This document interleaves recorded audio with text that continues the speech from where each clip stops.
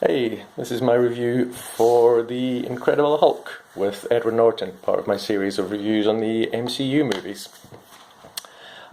Generally, I think Incredible Hulk is a fairly meh film. It's not great, it's not terrible, it doesn't know what it wants to be. It seems to want to be, or it's plotted like it should be something like The Bourne Identity. But I think for The Incredible Hulk, it should be a disaster film or a monster film.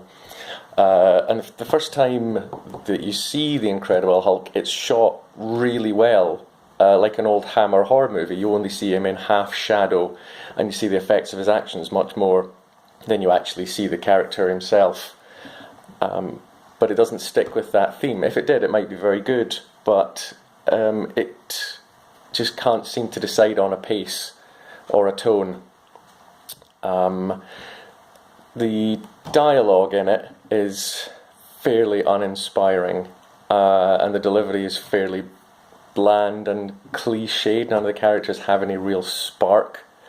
The main problem for me is that Tim Roth seems to have a handle on things, and as Bruce Banner, you want him to always be uncertain. You want him to be on the back foot. You want him to look like someone who's bearing the weight of terrible decisions. Mark Ruffalo does it really well, and having seen Mark Ruffalo now in a few different movies, it just makes Edward Norton's performance seem even worse. Tim Roth is playing Emil Blonsky in it, and he's a character born in Russia and raised in England, so it is no surprise to find that in an American movie he's the villain. That's it. There's not really a lot to say about it, which I think is as good a review as it deserves.